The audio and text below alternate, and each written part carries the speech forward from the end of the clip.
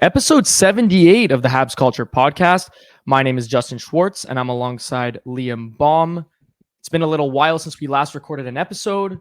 Unfortunately, as students still in exams, but now finished exams, it's time to enjoy the summer. But also, we get to enjoy the NHL Stanley Cup playoffs that are in full effect as we speak. The draft and the NHL lottery coming up May 7th, followed by the draft in, if I'm not mistaken, either late June or late July, one of the two. But it's an exciting time in hockey, even if you're not a Habs fan. Obviously, it'd be nice to see the Habs in the playoffs at this point in time, but the harsh reality is that the Canadians are maybe still one or two pieces away from finding their way into these important playoff games. Liam, how do we feel to be back? Give us your quick thoughts on the NHL playoffs. Are you enjoying them? Are you not enjoying them? What stood out to you so far? Yeah, no, it's great to be back. Happy to get back into things. We'll get a lot of content going on TikTok and all our other socials. But yeah, I mean, I thought the first round was going to be a little bit more interesting. It seemed like none of the series or most of the series weren't very close, especially in the East. 3 of them ending in 5 games or 2 of them ending in 5 games and 1 ending in 4. So I think the second round is going to be a lot better. And it's been pretty good so far. And I think the matchups that are coming up are going to be really exciting to watch. So I think we're just going to get right into it and give our predictions here. Yeah, sure. If you want to throw that up on the board with the so if you're watching on YouTube, you'll see that we have the next matchups that are already up on the board. The only one pending is the much anticipated series that is now living up to the hype between Vegas and Dallas. Now, just a side note, Liam and I were very, very high on Dallas. At the time, we didn't know that they'd be facing Vegas in the first round. They went down 2-0 quickly, which took a turn, and then they ended up winning 2 on the road, which most of you know, and now we're in a game 7.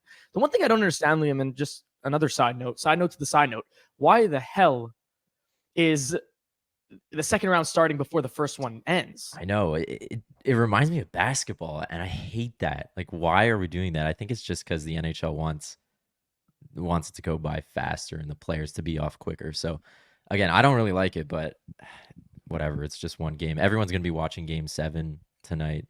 Thank God there's no round 2 games at the same time or half an hour in between. But I mean, look, at the end of the day, I think also we have to look at it from the perspective that both the Rangers and Carolina have been waiting very, very long. And, I mean, I think at one point you got to get things going, even if one thing hasn't ended yet. So looking at these matchups, like you said, Liam, I won't say disappointed, but obviously things haven't lived up to the hype necessarily. When I made my bracket, I decided to go and, choose a couple underdogs, which didn't go my way because it seems that everything stayed status quo and everything went according to plan, which is kind of annoying almost, but hey, that's the reality.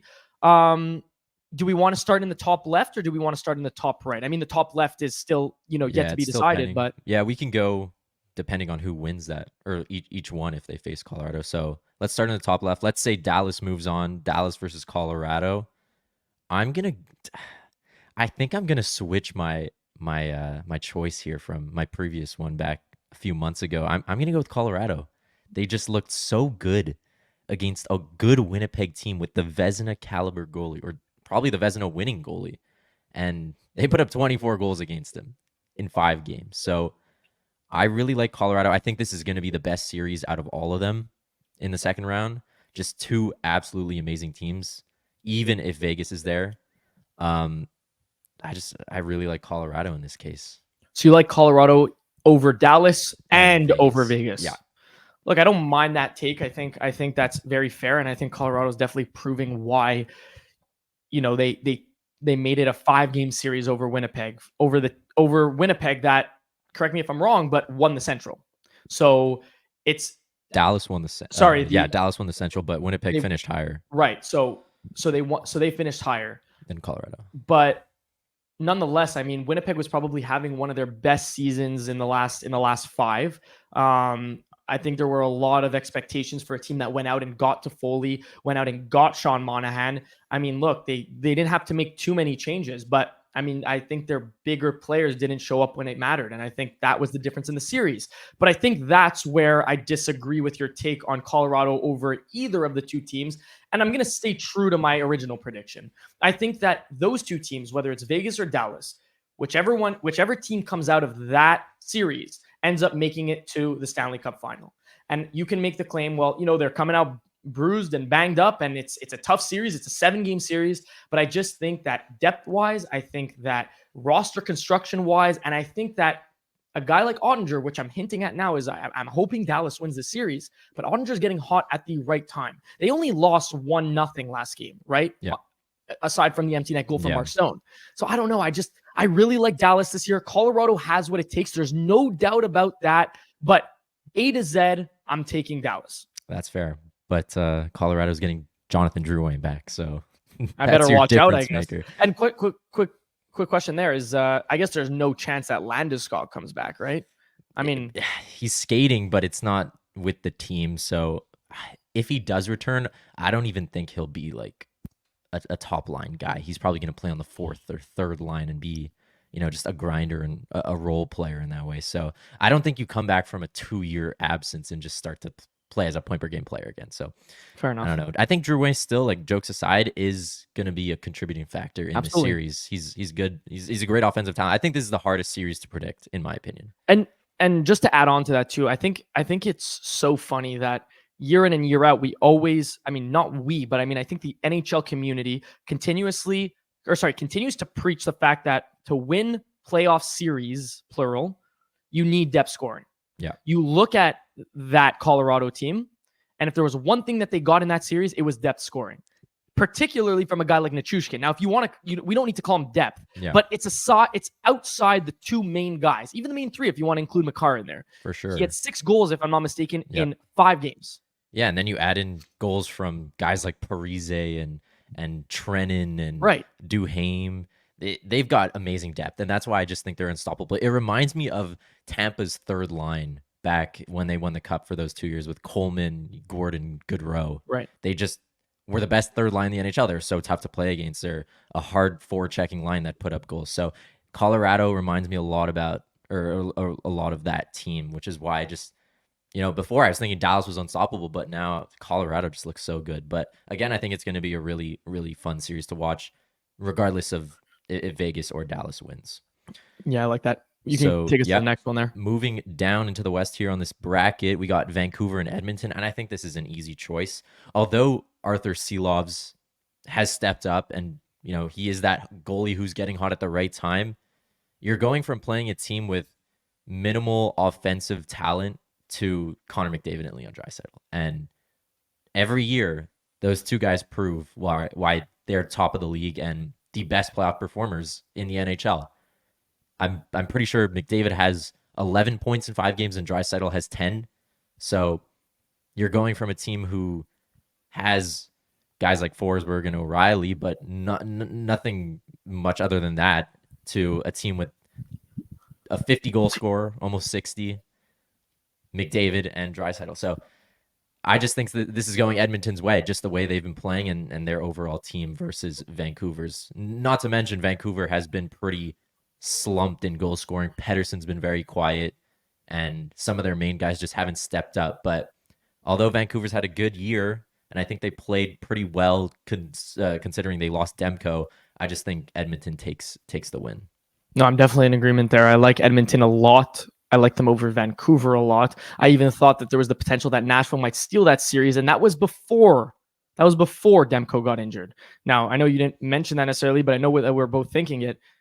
Demko's an X factor in this series. He was an X factor during the season. He missed a lot of time last season, came back, and now, missed a handful of games, or even more than a handful, maybe 2 handfuls of games, and ended up still in the top 3 for Vezina voting.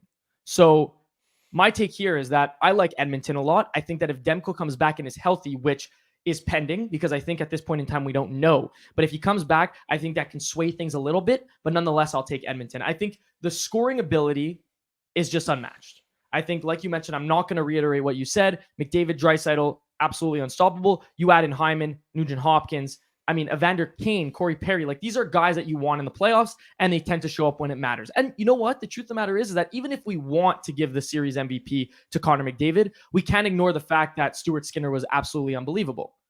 I mean, look, I don't think that LA is particularly good, but it doesn't change the fact that Stuart Skinner was great. Yeah, no, Stuart Skinner was playing amazing, and again, he's a goalie that's getting hot at the right time. It really doesn't matter who the goalie is; you just need a hot goalie, like Aiden Hill was last year. So we both agree Edmonton moving on in this series. Should we give a game prediction? Yeah, How many why games not? it goes to? So going back to the last series, Colorado, Vegas, or Dallas, whoever it is, I think it's going to 7. I think that's fair. I think in that case, if I'm assuming Dallas moves, like I'm just gonna assume Dallas moves on just Okay. for the purpose of the prediction, and I think that Dallas would make it a 7-game series as well. But I think Dallas would, like I said, I think Dallas would take it, but a 7-game series as well. Yeah. Okay. And then Vancouver, Edmonton. I'm gonna say Edmonton wins it in 6. I'm gonna give Vancouver 2 games here just because I know Edmonton can, there can be a situation where they're stale or their goaltending falls apart, but I'm giving Edmonton the series in 6.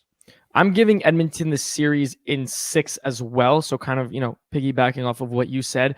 And just one more thing. What's driving me nuts is the fact that, Pettersson has an unbelievable season. He gets paid.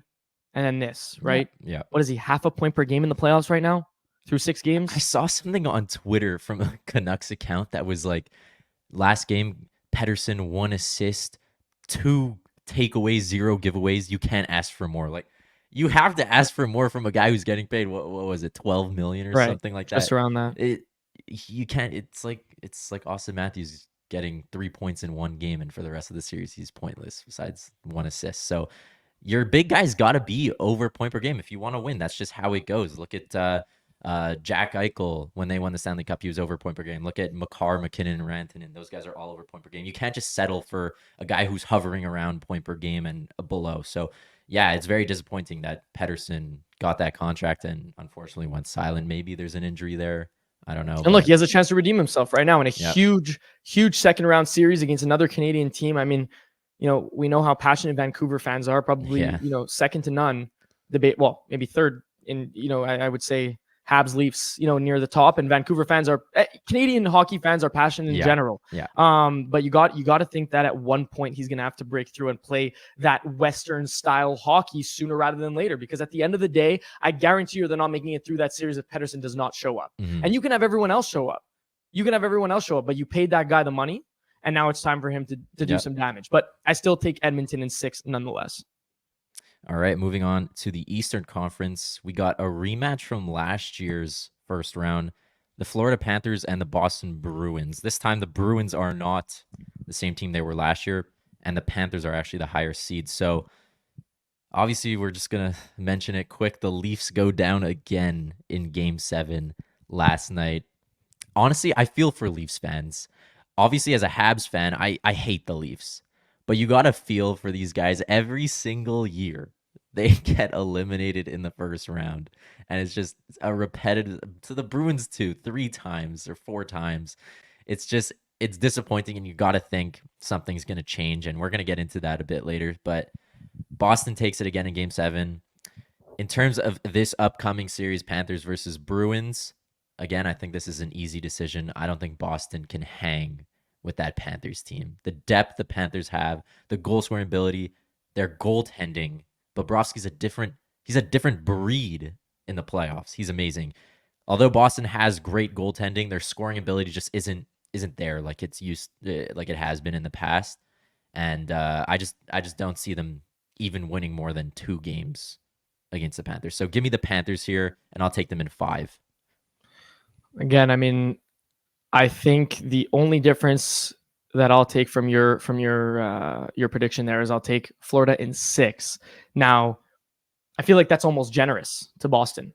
I mean, if you look back at last series, Boston, Toronto, the one thing that Boston has is a culture. They're able to sustain that culture. They're able to keep it up and continue to be good year in and year out, which is impressive in itself.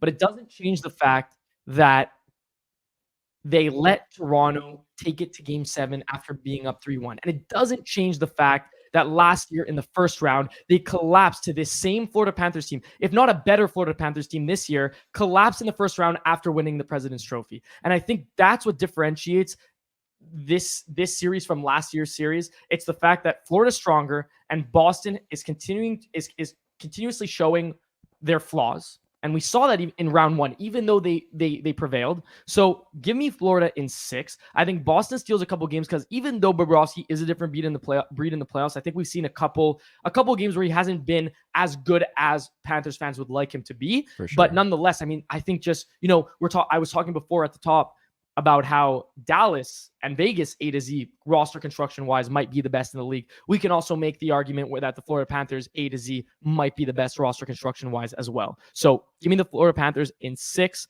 and honestly give me them advancing to the Stanley Cup final. Yeah, we can get into the next round as well. well. I was just, but I like that. So this is also going to be an amazing series. I think top team in the league versus arguably the most improved team in the league since the deadline.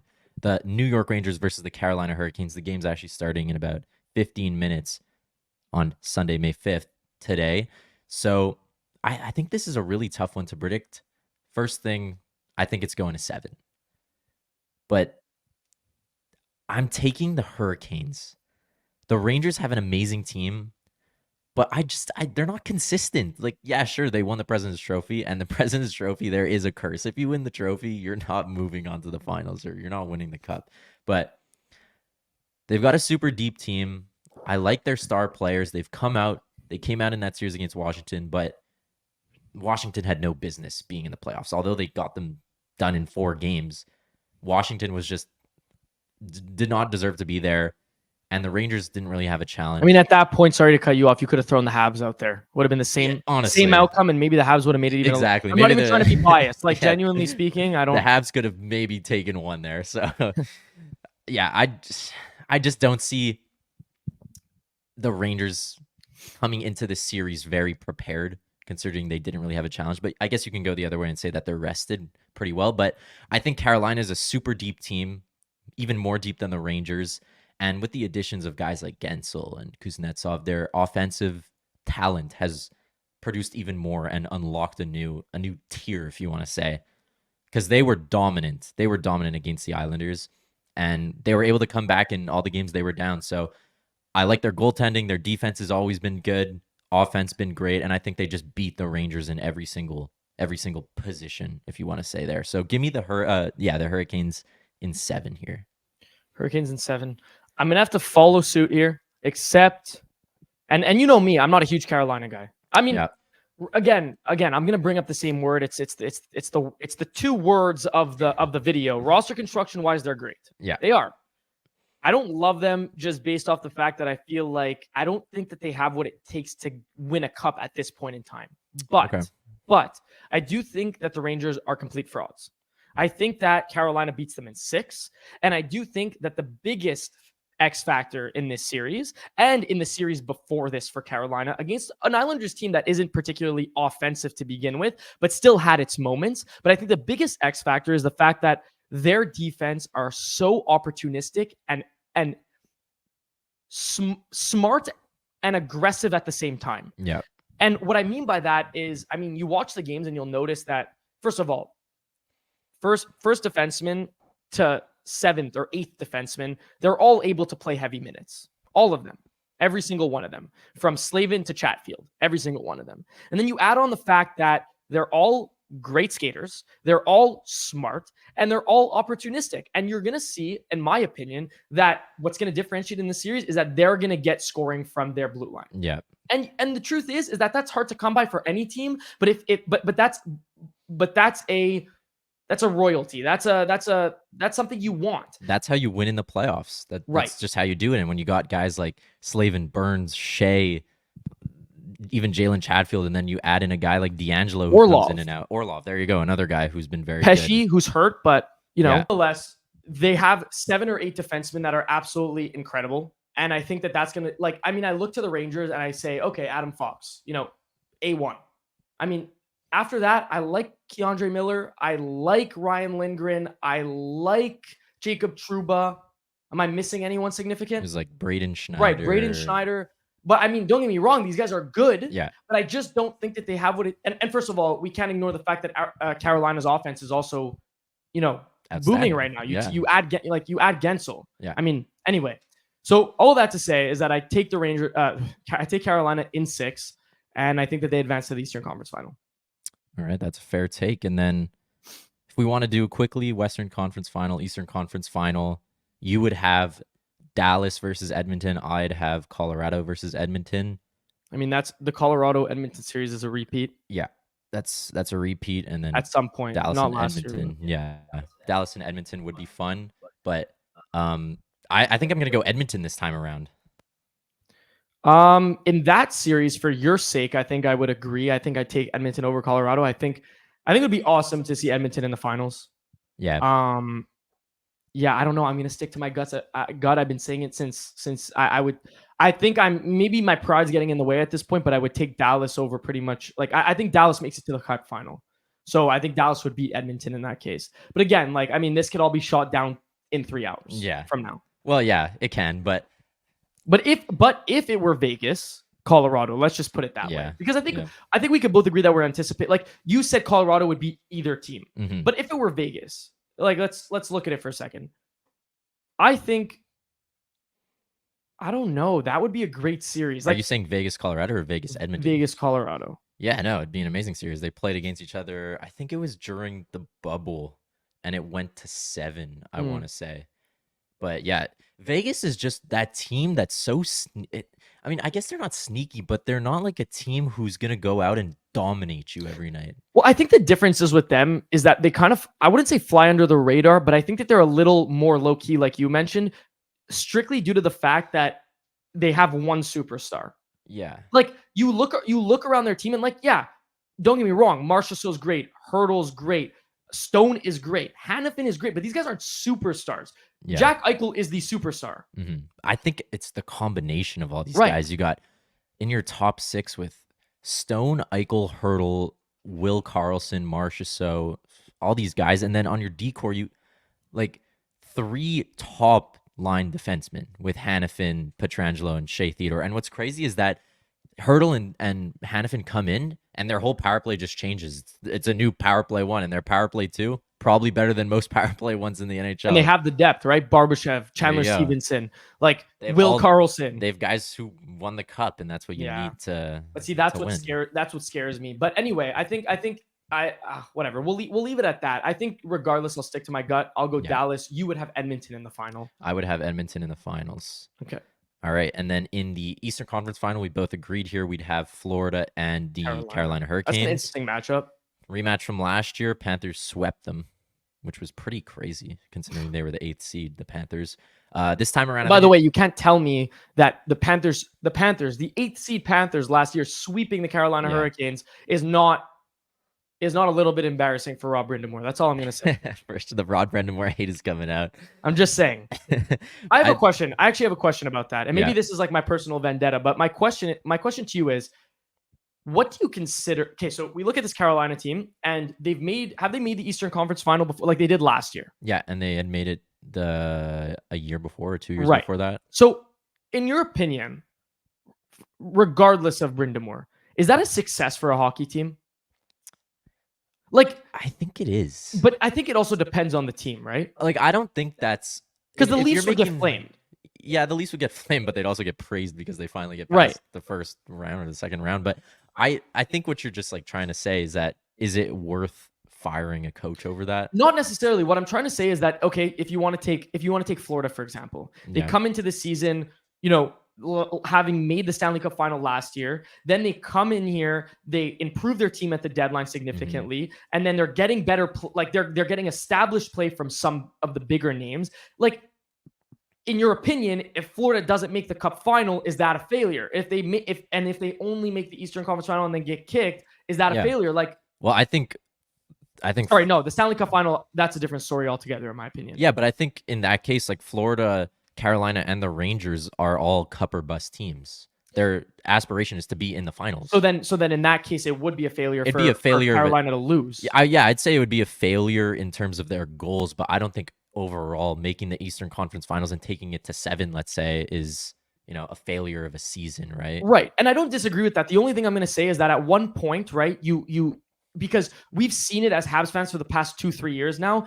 When you're bad, you're bad. Carolina had its point where it was not great. Just like every other team in these playoffs, they had their moments. Colorado was horrible at one point. The Panthers were horrible. Boston, on the other hand, has always been kind of good since I've been watching hockey. But nonetheless, my point is that they all have their points where they're bad. If you're going to continuously, Aho's getting up in age. Now you have Gensel, who's a UFA at the end of the season. They have a lot of UFAs, Carolina. A ton. They do. A ton. Other than Natchez, who's an RFA, and they probably have a few others. He's probably the most notable one. But a lot of these guys are going to have to are either going to leave or going to need money, and a lot of money. At what point do you say we need to bank and we need to capitalize on these contracts that we have in place and actually get to the cup final and make it competitive? Otherwise, not what is the point, but what did we rebuild for? Do you understand what I'm saying? Like, I for sure. And it might not necessarily be completely valid, but that's my view. I think a lot of teams are in that position too. If you want to say Edmonton, they haven't had much success either. Looking at Boston, they've really not had much success either, and their team is about to fall apart, and they're kind of in that decline stage where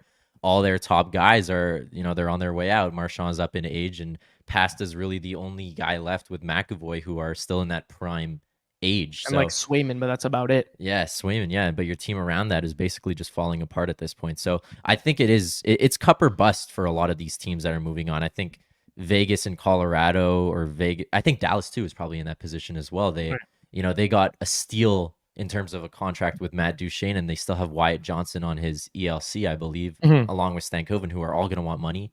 But I guess you look at it, Jamie Benn and Tyler Seguin are getting up in age too, so I don't know what's going to happen for them. It's the same story. It's cup or bust, and only one of these teams going to win the cup, so there's going to be changes regardless.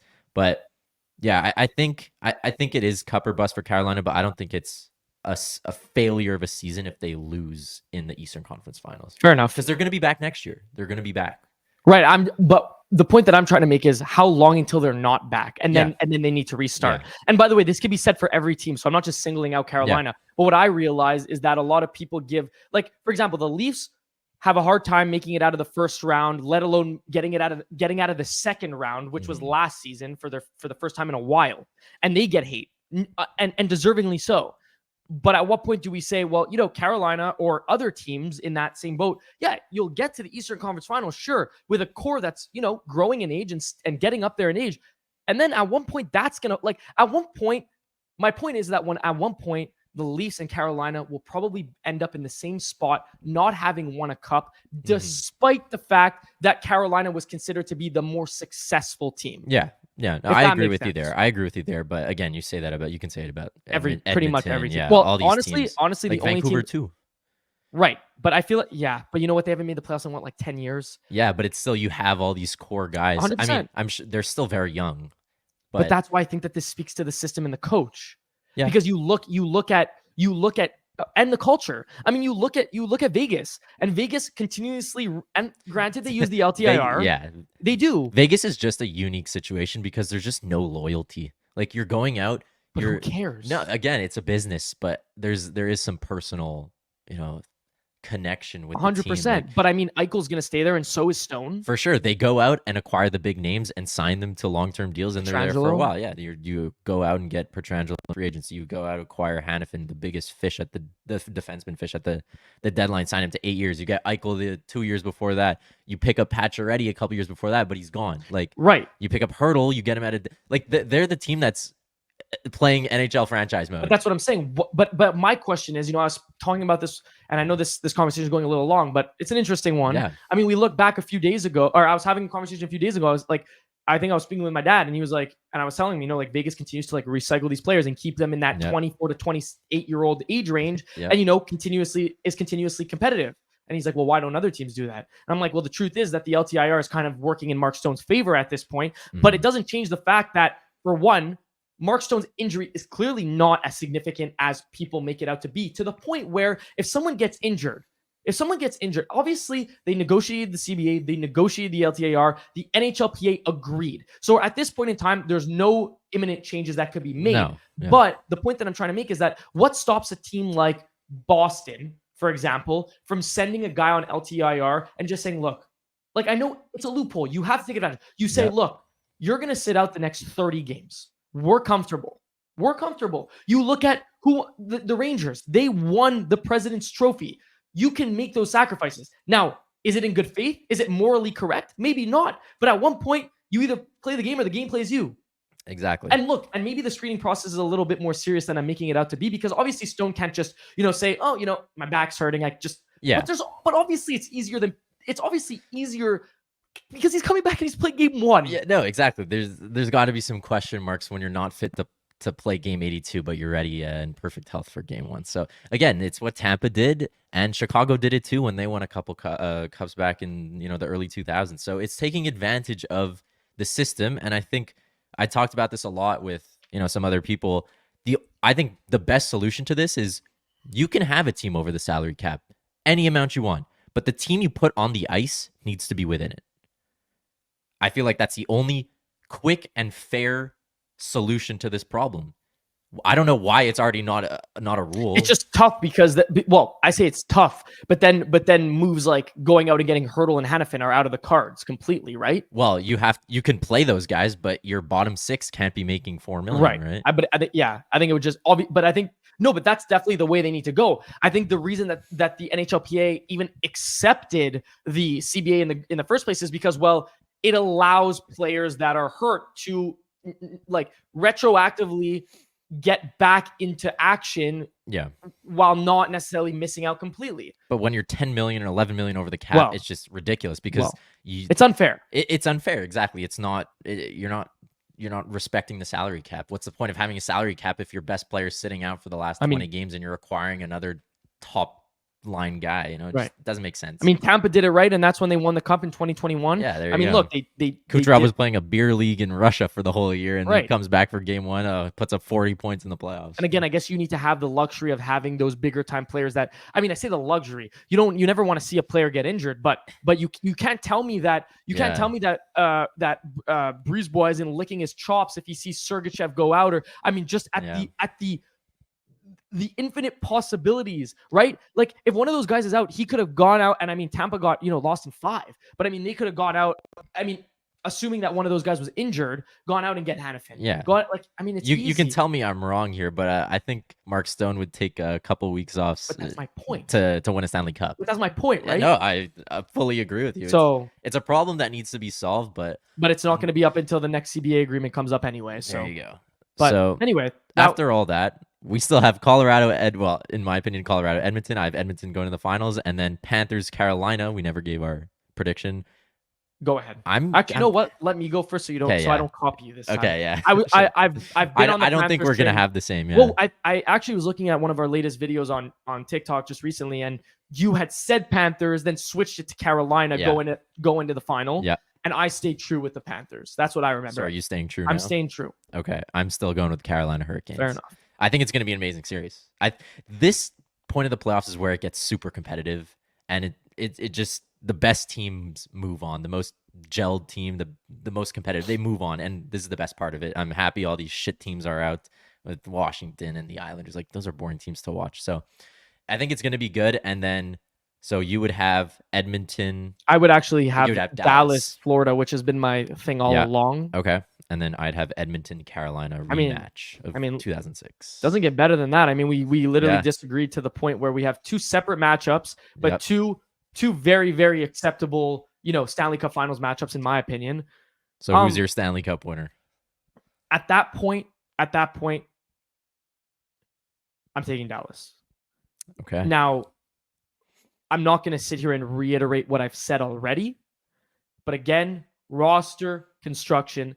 And if Jake Ottinger wins tonight, put it this way. This is the quote of the day. Quote of the day. If the Dallas Stars win tonight and Jake Ottinger is lights out in Dallas, Game 7 against the defending Stanley Cup champs, there is no doubt in my mind that they end up in the Stanley Cup final and win the Stanley Cup. I like it. We might have to tweet that. I like it.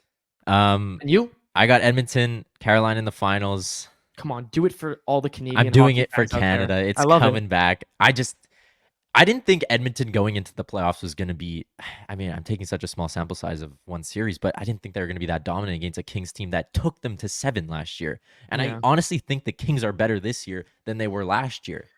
But Yeah, I think it's towards the end of the year, their goalie struggles started to increase, and you have David Riddick, who was playing in the minors last year. But that's at the start only of the thing year. I'll say is that I think the only difference between the teams, top to bottom, in terms of their forwards and decor, I think they Yeah. got better. Yeah. I mean, in goal, right? They went from Korpisalo last season to Who I never thought was good, by the way. right, but he got hot. Yeah, he got hot. And but I mean, I think we all said at the beginning of the year that, I mean, I said that I thought that they would finish at the top of their division, Yeah. barring goalie difficulties. Yeah. And I mean, They- that was good up until maybe until 60%? Copley really went out. That's when Right. it just started to fall apart. And at the start of the year, the Kings were the best team in the league.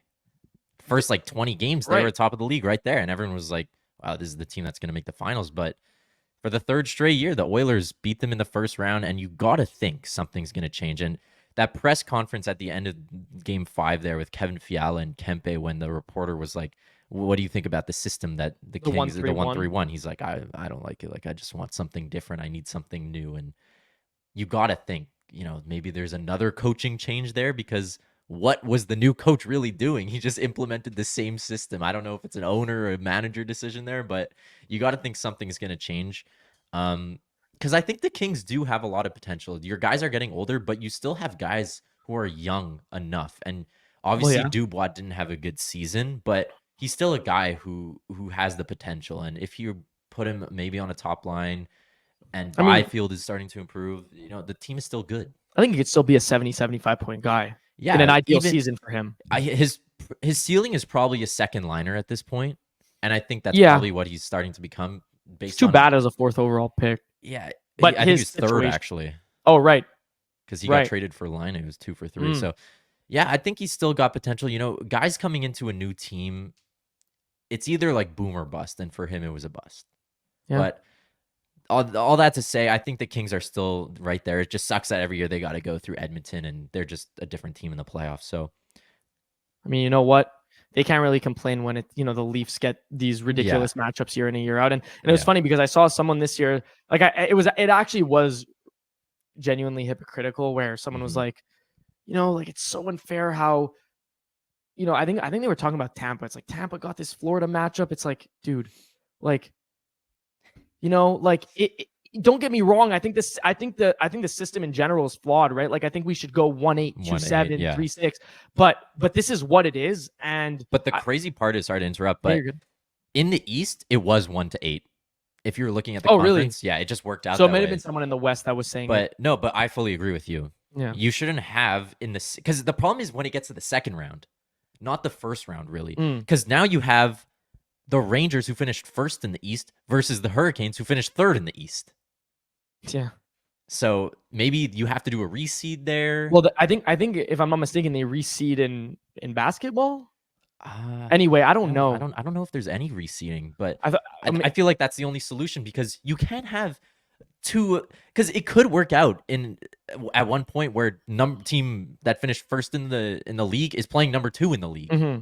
So I think that's the flaw that you need to solve. Right. Well, with that being said, it's been a really fun episode so far. I'm just going to take a minute here to shout out our sponsors at DraftKings. The chase for the Stanley Cup is on, and if you're looking to light the lamp, nothing beats the action at DraftKings Sportsbook, an official sports betting partner of the NHL. From the start of playoff beards all the way till hoisting of the cup, DraftKings Sportsbook has you covered with same-game parlays, live betting, odds boosts, and so much more. Guys, now is the time to start betting. It's the second round of the Stanley Cup playoffs. Teams like the Stars, the Avalanche, and even some other Canadian teams, whether it's the Oilers or the Canucks facing off in the second round, you have the chance to make bets on these games. Download the DraftKings Sportsbook app and use code THPN. New customers bet $5 and get $200 in bonus bets instantly. That's code THPN, only on DraftKings. The crown is yours. Gambling problem? Call 1-800-GAMBLER, or in West Virginia, visit www.1800gambler.net. In New York, call 877-8-HOPE-NY or text HOPE-NY 467-369. In Connecticut, help is available for problem gambling. Call 888-789-7777 or visit ccpg.org. Please play responsibly. on behalf of Boot Hill Casino and Resort. 21 plus age varies by jurisdiction. Void in Ontario. Bonus bets expire 168 hours after issuance. See dkng.co/ice for eligibility and deposit restrictions, terms, and responsible gaming resources. Copyright NHL 2024. All rights reserved. Okay, so now that we're back, we've checked out all the matchups. We've given our Stanley Cup Finals predictions and winners. Now let's look at the losers of this whole bracket here. What we thought we would do, and we'll make it relatively quick. I don't think we'll go. And the only one that we might go a little bit more in depth is the Leafs, because I think it's a really interesting situation. Yeah. But other than that, I mean, I think we're going to make it quick in terms of one move that each losing team should make this offseason. Yeah. If you don't mind, Liam, if you want to just like take this off the board so we can let's remove this. Yeah, but we know the losing teams, right? So I mean, we can also see them. Yeah, I don't think we should do Vegas Dallas because we don't know, obviously. And at the end of the day, I mean, what kind of moves should either, like, I think those teams are going to run it back anyway. Exactly. So let's start off in the West with the Winnipeg Jets. I think that might be the second hardest one on the list too. Well, not second hardest, I mean the second most interesting one on the list. Do you have a move in mind? My thing is, I think they're offensively sound. They're good. Mm-hmm. I think you have to, this isn't my move, but just quickly, you got to re-sign the guys you picked up with Toffoli and Monahan. But I think their number one goal should be acquiring a D-man. A top 4 D-man, or even a top line D-man that's able to fix this problem they have with giving up so many goals. That was the problem in the playoffs. I'm couldn't be more in agreement, and I've talked about this at length with one of my buddies. The truth is that I think the move that needs to be made is for a defenseman, but I'll be a little bit more specific. I think they need to go out and trade Nick Ehlers. Now, you and I both love Nick Ehlers. Like, there's no doubt about that. The skill is there, but clearly he's not fitting into whatever that they want to do. And with that being said, the problem that I have is that Morrissey, he's a 1D, but in my opinion, it's relatively borderline. I think I'd put him in that 15, that 12 to 20 range, like which is still a first defenseman, but you need at another the second guy, and you're looking at what DeMello, Pionk, excuse me. I'm blanking on a couple of the other names there. They have Dillon, I think. Yeah, Brendan Dillon. Like it's not great. It's just a lot of guys that you love on your third pairing in the playoffs, but it's not the guys that you want as your two. Exactly. So I think Ehlers can fetch. I don't know what he can fetch as individually, but I think that him coupled with something else can fetch something. And I think if that means protecting Hellebuck a little bit more, because in that playoff series, that was absolutely ridiculous. The roles were reversed between Georgiev and Hellebuck. And I don't think it was necessarily Hellebuck's fault, right? He just happened to be in a horrible situation, and he didn't steal his team a single game. No, he faced the most shots in the round in the playoffs after Game 5, and I think that speaks to how good Colorado is, but I also think it speaks to how bad defensively the Winnipeg Jets are. So I think we're in agreement there. So Winnipeg has to go out and acquire a D-man. All right, two. Well, say a number two. Yeah, a number 2 defenseman. All right, moving on to Nashville. That was a little country accent right there. Nashville. We're heading to the southern states. To Tennessee. Nashville. I think the problem with Nashville is they're not going to have a repeat of this season. Gustav Nyquist is not putting up 70 points again. Ryan O'Reilly's not putting up 70 points again. I think you got to go out and acquire a forward, a top 6 forward. I know they got a lot of young guys coming up, and they've got a solid prospect pool in terms of every position. But I think you got to go out, acquire a top 6 forward. Maybe that's Nick Ehlers. I'm in agreement with you in terms of a forward. And again, I'll add on to the layer of being a little bit more specific. I think a move that would be very enticing for a GM like Barry Trotz, a new GM like Barry Trotz, who has actually spoken openly on 32 Thoughts and on the Jeff Marek show about his plan, right? And how they have Askarov in the pipeline. They moved on from Rene. They currently have Saros. And Saros and Askarov were both equally on the table before the deadline, depending on if they were in the playoffs or not, which I think is incredibly interesting. But I think now knowing, first of all, I think Saros at the top of his game, and we saw it. If there's anyone that stole games for that team, it was UC Saros. The fact that they lost 1-0 to Vancouver in Game 6 was solely because UC Saros. So I think what they should do, and this might be a little bit bold because we don't see this very often, and I've said that the Habs should do it, but I think it makes more sense for a team like Nashville, is go out and offer sheet a guy like Marty Necas. Because he's, first of all, a European forward, which kind of, I don't know. I feel like It Nashville has a is. lot of It European is. guys. Yeah. Yeah. That's the first thing. Second thing is that I think that he brings a dimension of skill to that team that they lack. And third of all, I think that you're adding him onto guys like Forsberg, O'Reilly, Nyquist, which, yes, they overperform. There's no doubt about that. But adding a guy like that to that core doesn't mean that they can't sustain that production to a certain extent. So yeah, go out and get the forward. And you know what? Realistically speaking, is Marty Necas going to happen? Are they going to offer sheet? Probably not. But you never know what a guy like Barry Trotz, a new GM in this league, has up his sleeve. Yeah, and I think during our trade deadline show, we talked about a Saros for Necas trade. Well, we did actually. Yeah, so there you go. That's so so I have a question for you quickly on that topic. Do you think that there's the possibility this offseason? I don't know what the contract situation is for Saros at this point in time. I don't know if you do. He has a few years left, I believe. Right. So do you think that there's a possibility that they either move one of Saros or Askarov this offseason? Yeah, and I think it's going to be Saros because I think Askarov, you got to go with the younger goalie, right? You know, they're not a team that's contending for a Stanley Cup right now. They're building to get towards that point in terms of how they've been drafting.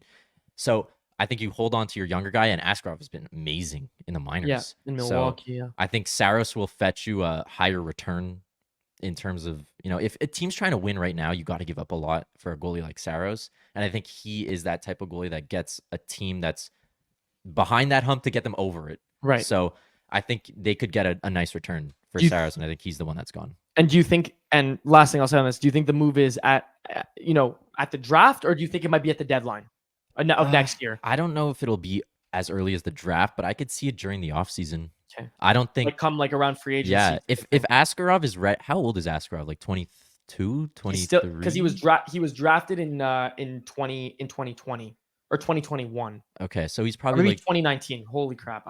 Maybe it was in the same draft as Devin. So whatever that was. Yeah, so that was with probably Spencer Knight 3 years ago, 4 years. Yeah. So he's got to be getting up there, like getting. Well, he would be to the play same in age NHL. as Devin, so 22. Yeah. Okay. So I think he's probably almost ready. He's probably turning 23 next year, I'd assume. So he's getting to that age where you're starting to step into the NHL, and based on his play in the AHL, it seems like he's almost ready. So I like Saros getting traded and Askarov stepping in because that's the move they got to make. They're not, super deep in terms of offense. Right. So I think they got to do that. 100%. All right, moving on to the LA Kings. Touched base upon this a little bit. Can I give you my bold take? Yeah, go ahead. I feel like this is kind of unfair, but I'm going to say it right off the bat. And I don't think, well, the truth is that I think that they already said that they're not going to do it, but I would buy out Pierre-Luc Dubois. That's a bold take.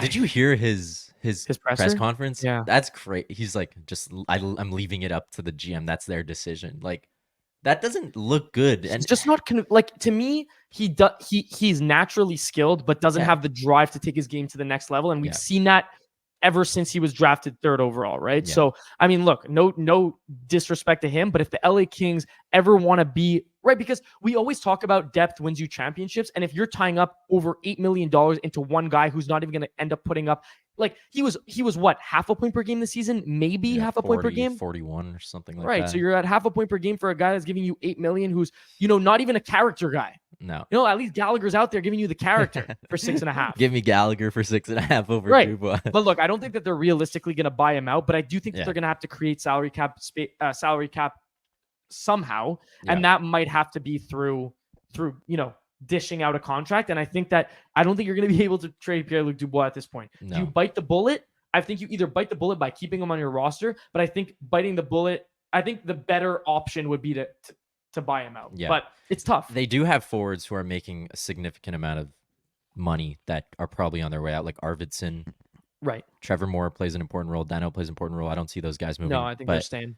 In terms of a position move, either acquiring or getting rid of, I think it's got to be a goalie. It's got to be a goalie. And whether that's Jacob Markstrom, maybe a UC Saros, I don't know. But Jacob Markstrom is probably the number one predicted goalie that's going to be traded this offseason.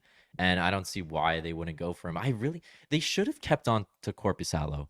Why don't you just pay him the $4 million? Obviously, he didn't have a good season. And now they're both worse off. Exactly. The team and the player. I don't understand how your aspirations are to win a cup and you're going out and signing 36-year-old Cam Talbot. And I don't get it. Is Phoenix Copley an answer? Not, I don't think so. I don't think so either. And it's just tough because we always say, like, you don't need the best goalie, you need a hot goalie in the playoffs to win. But the truth is that I think we all know that Talbot was not going to be that guy. Exactly. And I mean, it was predictable from game one. Game one of the season. And don't get me wrong, he had a great half of a season. Yeah. But it was just like we say with the Habs, right? The young players who were playing well at the beginning, not aside from Suzuki, Caulfield, and whatever. We had to get Habs talk into this somehow. But it's those guys are, the decor, for example, is bound to bend and break. Yeah. Somehow. Yeah. To a certain extent. And you see that with a guy like Talbot, who's, like you said, 36 years old. And what more do you expect? Yeah. So we'll leave it at that. I think I'd rather bring down Braden Holtby from the stands and bring him on the ice instead of It's pretty much equivalent. Yeah. So our move for LA, you said Pierre-Luc Dubois buyout. Pretty bold take. Might happen. It's very possible. And I say, bring in a goalie from somewhere because that's their main issue. Tampa Bay Lightning, team that's had a lot of success, maybe on the decline now. Oof. What's their move? I think that's a really tough one because I think that, just like Boston, but obviously to a little bit of a higher pedigree, I guess. Yeah. They've had more success. I think it's tough to, as long as you have Kucherov, Point. I mean, Stammer might be on the way out. That would be insane. Like, that would be insane to see him in a different jersey. But let's just, for the sake of this, we'll say Point, Stamkos, Kucherov, Hedman, Vazzy. Like, these guys, I think you got to maximize as long as they're there. You can't even Sergachev. You can't not try and make the playoffs next year, right? You can't just say give up and say let's tank and trade one of these big stars. I don't think it's realistic. Yeah, well, you kind of took the words out of my mouth here. I think their number one move is re-sign Steven Stamkos. He's your leader. He's your team. He's the guy that brings everybody together. You need him on the team. They did run into some injury trouble, so maybe it's a tighter series with the Panthers if they have Sergachev in it. But their defense really, really took a hit this year. I mean, you have Emil Lilleberg. Like, I'm sorry. Yeah. You're going out acquiring Matt Dumba. Okay, depth guy, but not great. Like, you need to get back a guy like Ryan McDonough, a type guy that's going to play big minutes and is going to be an X factor on your team that's just defensively sound because they don't have many of those guys anymore. Cernak is old. It's just not the same team it was 4 years ago. No. So I think the forwards will come together. You're able to put guys like you go out and get Duclair. He's producing well. Any guy who's on those top two lines is going to produce. Because you have guys like Chiarelli, Stamkos, Point, and Kucherov. So I don't think it's a problem offensively. I think defensively is the issue for them. So they need to go out and just get a good, solid defenseman. I think that makes sense. I mean, I'm looking at their camp friendly, and the truth is that I think that they're, I wouldn't say screwed, but I think that if you look at the contracts that Breezeball loves to sign guys for long periods of time. Oh, not to mention Jeannot. You're scratching him in the playoffs and you gave up a first, second, third, fourth, and fifth for him. It's really odd, honestly. I mean, I'm looking at their contracts. Nick Paul is signed. Look, don't get me wrong. I like Nick Paul. So do I. But That's good. And $3 million is 3.1 is friendly. But I mean, he's signed through 2028, 2029. Yeah. I mean, right now he's 29 years old. Sorelli 26, 6.25 through 28, 29. Then you look at Braden Point. Granted, star player, 50 goal scorer, but 9.5.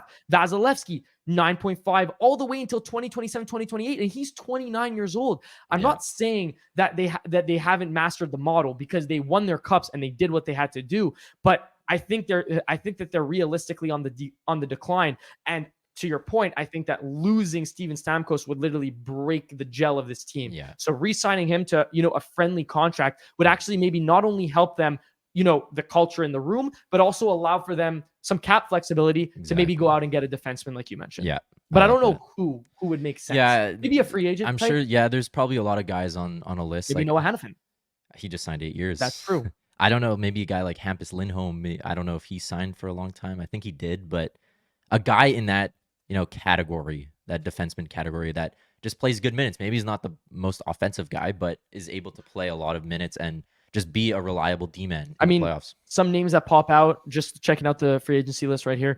Yeah, because Hannafin, right. Hannafin was going to be a UFA, but obviously they weren't going to make that trade without, the signing. But, I mean, you look at these names, right? You got Brandon Montour. You got Brett Pesce, which to me, solid. That makes sense. Yeah. Dylan DeMello. Again, we talk about a third, second, borderline fringe, second line. I think secondary he's going guy? to re-sign with Winnipeg, but Definitely possible. again, a guy in that range. Brady Shea? Yeah, Carolina's got a lot of guys. That's on what I'm their way out. saying. That's what I'm saying. But yeah, so those are some of the more notable names right off the top. But I think that you know what? I can really see a Pesci, Shea, or even I think Montour's the upper echelon. Yeah.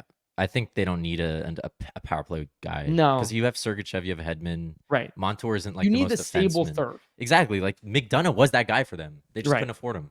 Yep. Absolutely. But I like that. So we'll move on from that. I think Yeah. they're an interesting situation though. Let's save Toronto to the end. We'll go through Washington and the Islanders a little quicker just because they're, a bit more boring. But just to give you an update, sorry to I Yep. mean if I'm not it is 1-1 in the Carolina Rangers game. Goals from Zibanejad and Slavin. There's the defenseman production. Who assisted the Slavin? Aho and Gensel. There you go. It's your top line. And Zibanejad from Roslovic and Fox. That's your top line. Right. All right. Washington, quickly. They're just in a bad position, I think. You're not going to get the same consistency in net that they had this season with Lindgren. Your defense. Former Hab. Yeah, your defense are kind of falling apart and your offense is just getting older. If you can't tank with Ovi, but that's what I was going to say. In my opinion, you got to tank at this point.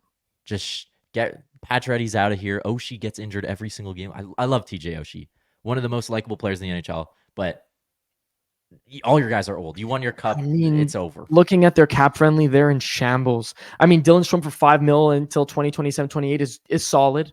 I like Strome, but again, you're gonna have to reach the cap at some. Like you're gonna have to reach. But you've got Connor McMichael on an coming up as an RFA, which you're gonna want to obviously re-sign. I mean, they tried to get Ryan Leonard to play in the playoffs. Yeah. I mean, they're clearly desperate for some sort of life that's not this core 4 or 5. And isn't he going back to He's going back to BC. So they have a good future. Lapierre, McMichael, Leonard, Kristoff, all these guys, it's just the time is not right now. I just think, here's my take. I think as long as Ovechkin is on this team, kind of like you mentioned, there is no chance in I think that they're just going to be mediocre. Exactly. And I love Ovi. I mean, it's literally Ovi. But as long as he's on the team, they're going to do everything that they can to win. Because why wouldn't you? It's the same with Crosby, in my opinion. Yeah. You cannot tank as long. Like, I agree with you in the sense that you can't tank and you should probably, accelerate this rebuild and start it sooner rather than later. Mm-hmm. But I just don't see it being realistic because I don't think that the GM and coach can validate not pushing for as long as the best goal scorer in history is on your team. Exactly. Now, obviously, things have changed, but how many years do you give Ovi left in his career? To be completely honest with you, I just think it's just until he hits the goals. Yeah. So maybe 1, maybe 2. Yeah, right? I was gonna say probably 2. But he's still what? He's still under contract for. I have it right here. It's 4 years. Yeah. So he has next season, the season after that, then it's over. Then he's a UFA. Okay. So that would make perfect sense. 2 more seasons, and I think then he hangs them up. Then he comes to the Habs. Well, let's not get ahead of ourselves. At 41 years old, he does the Kovalchuk. Yeah, probably not going to happen. But all right, and so Washington, we say their move is to tank. I think that their move is to tank, and I think you know what it would be. I think it would actually. You just get rid of the guys that are. Yeah, you get like. You get rid of an Oshie. You just try to get assets for the guys that are on short-term deals. Right, and let the young guys play around there Ovi. You go. Like that, we'll call Your it team's that. not going to be great, but that's just... I'm sorry. I mean, that's the reality. Ovi got his cup. At least he got the cup. All right, and then the Islanders, in my opinion, the most boring team in the NHL. I hate watching them. Like, I don't think I watched more than 20 minutes of that series. It was so boring. The one exciting game was when Carolina came back. The only guy to watch is Barzal. Exactly. I mean, that guy's a magician with the puck. I mean, it's honestly tough to watch. Like, not tough to watch, but like he's just so exciting. And then it's just, he's literally single. Like he's. And what's with not playing Sorokin? Like he's your goalie. He is the 3rd best goalie in the NHL. Maybe not this year, but crazy move to not do that. I cannot believe. And they re-signed Varlamov too. I don't know what because Patrick Wood loves his old Colorado, the guy that he coached. But I mean, you can't let that get in the way of the fact that the guy is probably like we said, if top 3, if not the best goalie in the league. Yeah, individually, he is. Before the season started, I think you had him number 1. Yeah, I think I did. Yeah, but what do you do? So one move, like it's not going to happen because it's never happened, and it kind of reminds me of the Habs a little bit. I think they got to just go out and sign the biggest offensive fish in free agency. Whether that's, or you just got to try. You just got to throw your money. Oh, but under Lou Lamoriello, it just doesn't seem It's realistic. not going to happen. No, it won't happen at all. He's going to go with his defensive forwards, play a trap system. You're going to have Palmieri, Brock Nelson. I don't even know who else is on that team. Anders Lee. You're paying $12 million for your fourth line. Like, yeah, Anders Lee. Like, what is this team? And they just continuously, like for example, they don't have prospects either. That's the thing, right? I mean, you even look at a guy like you look at Oliver Wahlstrom, right? And like he's been, in my opinion, constantly just like I would compare him to a line A type player. Great release, kind of a bigger body, skating is subpar, but nonetheless, I mean, he's an RFA next season. What are you going to give him? A bridge that totals $2 million? Give the guy some playing time. He's 23 years old, and you continue and you have and don't get me wrong, Palmieri showed up, but he's 33 years old, and you have him signed for $5 million for one more year. I mean, it just to me, the logic is not there. If you want to replicate a Vegas type where you have, older guys and not necessarily worry, trade your prospects, trade your picks. I get that. But if you're going to do that, do it properly. Yeah. I mean, Vegas has Marchessault, and your sniper on this team is 35-year-old Kyle Palmieri. But yeah, I like the move picking up Horvat because I think it made sense. It made sense. They needed someone to play with Barzal, but it's not enough. Barzal isn't. Bo Horvat isn't a 90-point guy, and that's what you need. You have no offensive talent. So, in my opinion, the move, it's not happened to you. Everything to get a defensive player. In my opinion, you take a stab in free agency. Yeah, I mean, exactly. you have names there. I mean, look, Reinhart, a lot of these guys Gensel. are going to a lot of these guys are realistically going to get re-signed, whether it's Reinhart, Gensel, Stammer, Kane, Marchessault, Lindholm, Duchesne. But there's names out there, and you can't possibly tell me that you can't land one. And if you can't land one, then you're going to end up in the same situation. Mm-hmm. And then my guess is that we're going to have a repeat of this season, where you're going to be mediocre. You have no prospects. You have no present because you're not making the second round because you're not beating the Rangers or the Hurricanes. And that's just how it goes. You're going to be a wild card team for the rest of your lives. So enjoy. Unfortunately, the Islanders are not in a good position. And finally, I think this is where we're going to get into it for a bit. Toronto Maple Leafs. I know it's been a long episode, but maybe we'll add some timestamps or something. So yeah, if you guys want to just check it out. Yeah, but again, thanks for hanging around right now. This is probably the biggest thing there, the most interesting thing that we're going to get into. And it's the Toronto Maple Leafs. What is their offseason move? I'm giving more than one here. Okay, go ahead. First thing you're doing is firing Chief Keefe. Sheldon Keefe. He's got to be out of there. He's not the... First, I just want to... Did you see that video of him pumping up the team before Game 7? It was so funny. No, I didn't see it. So they were comparing... what was the St. Louis Blues coach? Berube, yeah. They're comparing his Game 7 speech in the finals versus Keefe's Game 7 speech, and Berube was like pumping them up. Like, no, he's like, we belong here. We made our way. And Keefe is like, guys, let's go have some fun. It was so funny. He's like, go have fun tonight. Oh, it's like, that's your first sign that your coach isn't right. You need the importance of a coach is so significant to the success of a team. And obviously, Keefe is not the answer. You're great in the regular season, but you're nothing in the playoffs. You're literally nothing. So that's my first move. Fire Sheldon Keefe. Next, Brendan Shanahan's got to be gone. The Shana plan has not worked. You're locking up of 5 guys for $50 million. Didn't work. The plan didn't work. Shanahan needs to go. You need a new face in there. You need a new plan. And then third, probably the most controversial, is you got to move Mitch Marner. Willie Nylander produces. Austin Matthews, okay, he ran into some bad luck, but he's your best goal scorer, your best player on your team. You can't. He's generational in my opinion. Yeah, you just signed him to the most lucrative contract ever in the NHL. I think for 4 years at that, just for him to get up and walk at some point. Yeah, to demand more and put your cap in more salary cap hell. But hey, it's just sad. And then Tavares, you can't move him. No one wants that contract, and it's over next year. So I bet he'll resign for like a friendly deal because he's not going to want to leave. He has a house there, whatever. But Marner's your guy that, yes, he has a no move clause, but he's your odd man out. Had a terrible playoff. Did he even score? He had 1 goal, which Marner? was that nice goal. I think he might have had 2 points. There you go. Played all 7 games. Was invisible half the time. It's just it hurts. It hurts. It hurts me as a hockey fan. Yeah, because I'm like, what is going on? Why doesn't it work? But is it a goalie problem? No, because you gave up 1 goal for the last 4 games.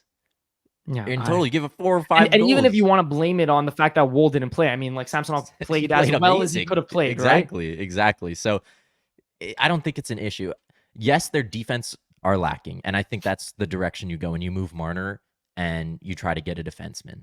And I don't know who that is specifically. Who's a defenseman on the market that isn't fitting in with their team, like Jacob Chikrin? I mean, sure. And a lot of people are also seeing the potential. I mean, I saw this floating around. I don't think it's actually realistic, but like trading Marner for Pietrangelo, I don't love that at all because I think at the end of the day, and I think at the end of the day, the value is just so lopsided. Yeah. But okay, correct me if I'm wrong, but I think we had this conversation and I made the comment, and I think we agreed. Sometimes you have to bite the bullet and maybe lose a trade to get better elsewhere. I think we said that. Yep. I think we literally said that. Yep. And I think that they're going to have to learn that the hard way this offseason because I think they might end up moving Mitch Marner. I think that Leafs fans are going to be up in arms about the fact that they didn't get fair value and Mitch Marner's that guy, but then they're going to be better off on D, or they're going to be able to spread out their cap space somehow. And at the end of the day, it's all going to work out. But that's the way that you build a hockey team. And I'm acting like I know what I'm talking about. But to me, this team is proof in the pudding that they don't know how to, or management doesn't know how to build a hockey team. Yeah, it's just not working. And I think a perfect example to compare here is the Panthers. You go out, you win the President's Trophy. Huberdeau is a 110-point player.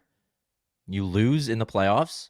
All right, it's not working. And people said they got fleeced in that deal. Yeah, it doesn't work. You're not going back with the same core because it hasn't worked for the last 4 years that they've been a good team.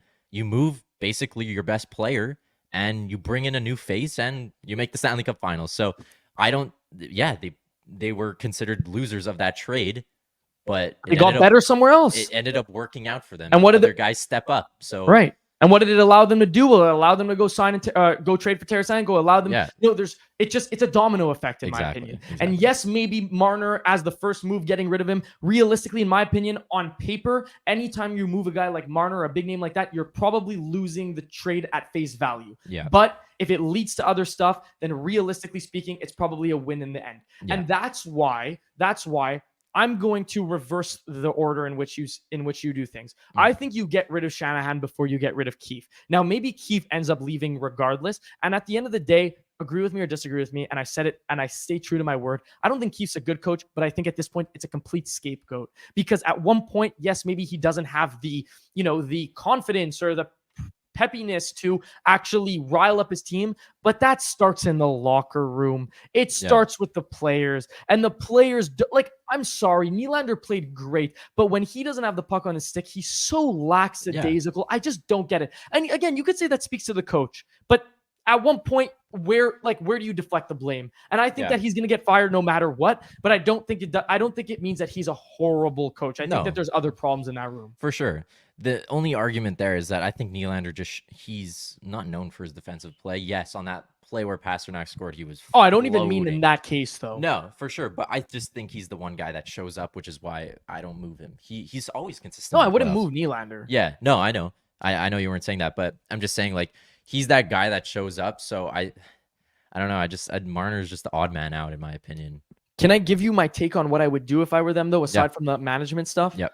I'd 100% move Marner. There's no doubt. And I think we just talked about that domino effect type of thing. But if there are 3 moves that I would do right now, because here's the thing, this series went to 7, but I don't think this series goes to 7 without 3 players. Can you guess them? I want to say Tyler Bertuzzi. That's 1. Okay. Is Max Domi one of them? That's 2. And then Matthew Knies? That's 3. Okay. So you're spot on. And I think we can both agree that Bertuzzi at heart is a Bruin. You can see the way he plays. Well, that's what you need on your team. Absolutely, but that's what you need. And I think without them, they don't even make it to 7. And I know it's well, who cares? They lost the series anyways. Who cares? But if you don't bring those guys back, Knies is still under his entry level, right? Yeah. But Bertuzzi and Domi, if you don't bring those guys back, you are soft. And you're soft to begin with, but you are softer than Bertuzzi was in Bertuzzi was in Marchand's head equally as much as Marchand was in Bertuzzi's head. You need that. And look, sure. Domi signed a 1 year at 3. Bertuzzi signed a 1 year at 5.5. Bring them back for Bertuzzi maybe comes back for maybe 5.5, 6, at most, maybe for another year. Domi comes back for a similar deal. Extend Nyes now. Learn from your previous mistakes and sign him for cheap. Because I'm not saying he's going to be a superstar, but I guarantee you he's going to be the player that you want in the playoffs to win series plural. So I'm not saying, again, he's nowhere near Matthews in talent. He's nowhere near Marner. He's nowhere near Tavares. Nowhere near Nylander. But imagine having a Nyes. Nyes currently is 21 years old. Imagine having Nyes at 24, 25, locked up at 5.5, 6 mil. Well, there you go. And you know what's crazy to me is that if Marner's not out of here, one of those guys are gone, Domi or Bertuzzi, because you can't afford that. Right. So maybe move one of them, keep those guys, extend Nyes, get rid of Shanahan. There's a lot that they have to do. But again, like we said, I think the theme of this Leafs thing, in my opinion, is the domino effect.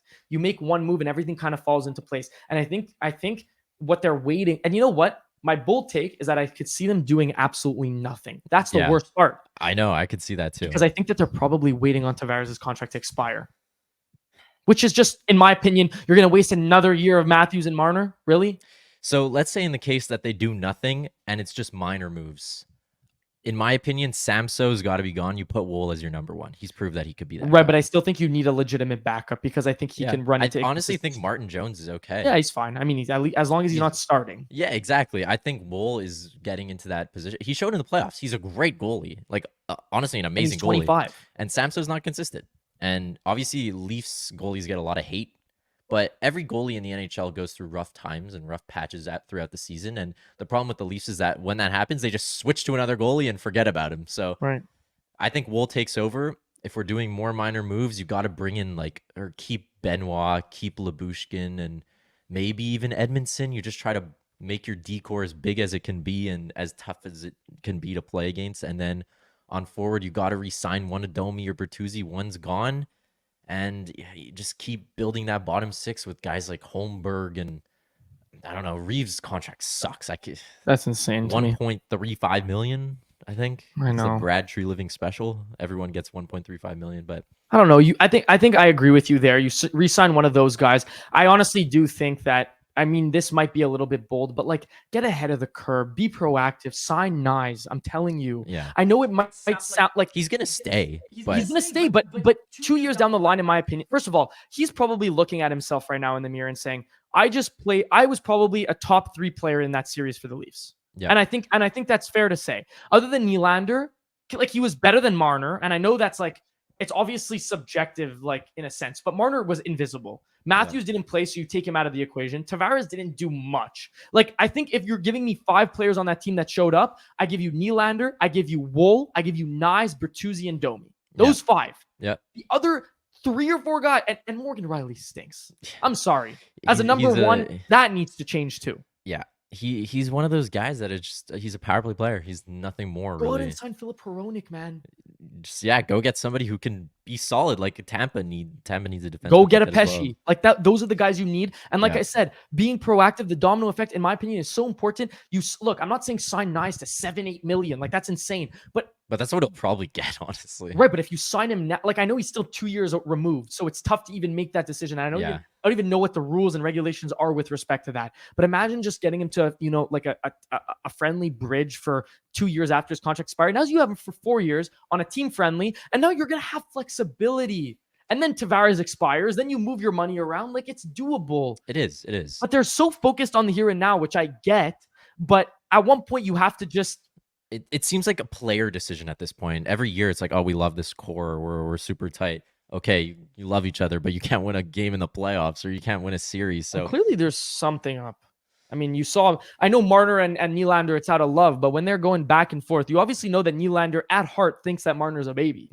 Yeah. I mean, that doesn't even if you just, lashed out just because it was in the moment type of thing, deep down that he's probably thinking to himself, I'm playing with a guy that's just soft as. Well, every word has some truth to it, right? There you go. So whatever. But look, I think we covered it. I mean, if we go from step 1, Shanahan / Keith, gone. Both gone. Yeah. You move on from Samsonov, you run with Wool, and you get a substantial backup if that's Martin Jones. That's fine.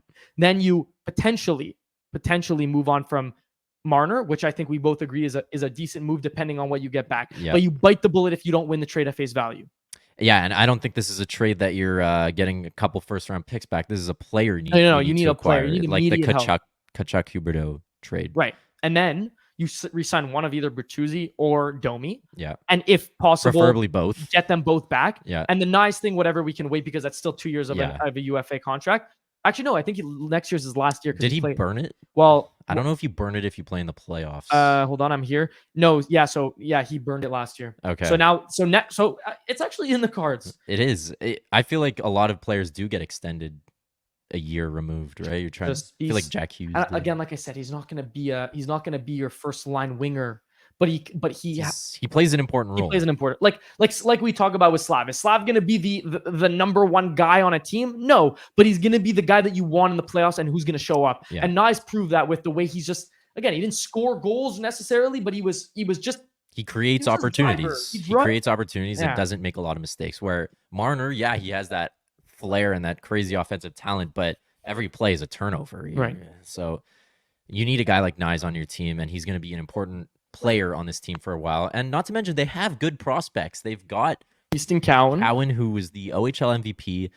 Nick Abruzzese, I'm pretty sure. Abruzzese, yeah. You got Fraser Minton, obviously not a great World Junior, but still a solid player to have, like a third liner. But you got 3 UFAs coming up, by the way, that are currently on LTIR. Obviously, that doesn't matter towards the cap, but Muzzin, I'm assuming he's done. He's 35 years old. Matt Murray, who knows? I mean, it's true. He could be a backup. Sure. And why not run that? Well, I hate the 1-2. I mean, it works for Boston because Swayman and Allmark are both. I mean, Swayman, in my opinion, is a lot better than Allmark, but they're both above average. The problem is when you get to the playoffs, who do you play? Right. But I mean, they went with Swayman. Yeah. And it worked out in their favor. It worked out, exactly. But so you have $5 million sitting on your bench, though. Exactly. But in this case, right, like Matt Murray, but if he were to resign, he would resign for, like, he's right now he's on the last year of his $4.6 million. He played like 2 games in the AHL or something. And Klingberg, I mean, that's over. Yeah, they had a couple unfortunate, like losing Muzzin sucked. Yeah, but Klingberg was supposed to be okay. Yeah, but more of just that power play quarterback, right? Yeah, like Brody fell off a cliff. He used to be okay, but that's our take on the Leafs. Pretty eventful episode, I gotta say. Yeah, I think we covered a lot. It was very nice to be back. I think next episode we'll talk a bit more about the Habs and their draft situation. Well, I think we'll talk a little bit more about the Habs specifically, also because with the lottery coming up, we'll have an established. We'll talk about prospects a little bit more. Yeah. U18s just wrapped up this morning or this afternoon, excuse me. So we're gonna have a lot of our takes on some of the players, risers, fallers. We don't follow it, extensively, but we definitely know our stuff. Yeah, we're not scouts, but we know the needs of the Canadians. We know some of the top prospects, and after Tuesday, we'll know exactly where the Habs will be picking. So we'll have a better idea of maybe who they'll be targeting. But this year specifically, after Macklin Celebrini, it's open season. Anybody can go, which is really fun, and I think it's going to be very interesting. I hope the Habs get some of the guys we want, and we'll talk about that next episode. Yeah, exactly. Well, if you guys made it to the hour and 16 mark, we really, really appreciate it, as per usual. We're going to be a lot more active on social media again. Summer, we have time. We're going to do it. So if you guys enjoy these, please leave a thumbs up, whether it's on YouTube or whether it's on, wherever you listen. So thanks a lot, guys, and we'll see you next episode. Thanks, guys.